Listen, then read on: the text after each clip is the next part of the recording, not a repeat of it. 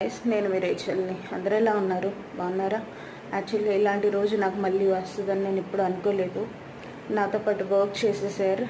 అసలు యాక్చువల్లీ నన్ను అమ్మ చెల్లమ్మ అని పిలుస్తారు. ఆయన ఈరోజు ఐసీయూలో అడ్మిట్ అయ్యారు. డాక్టర్స్ చెప్పలేము, కౌన్సిలింగ్ అని కూడా పిలిచారంట. ప్రస్తుతానికి అక్కడికి వెళ్తున్నాను. మీరు కూడా అతను మంచిగా అవ్వాలని కోరుకోండి. ఓకే, ప్రస్తుతానికి అక్కడికి వెళ్దాం. వచ్చేసి అయితే కామినేని హాస్పిటల్లో ఉన్నాము. Will see what happens.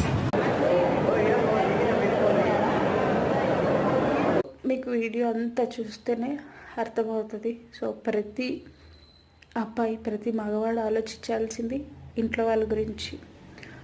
So మా సార్కి ఇలా అయ్యింది. సో ఇంకొకరు అవ్వకూడదు. ఒక ఆడపిల్లకి ఎన్నో కష్టాలు ఉంటాయి, ఎన్నో బాధలు ఉంటాయి. మీరు చేసే ఒక్క త్రాగుడుతో ఇది అయిపోతుంది. ఈ వీడియో కనుక మీకు నచ్చినట్టయితే లైక్, షేర్ అండ్ సబ్స్క్రైబ్ చేయండి, కామెంట్స్ చేయండి.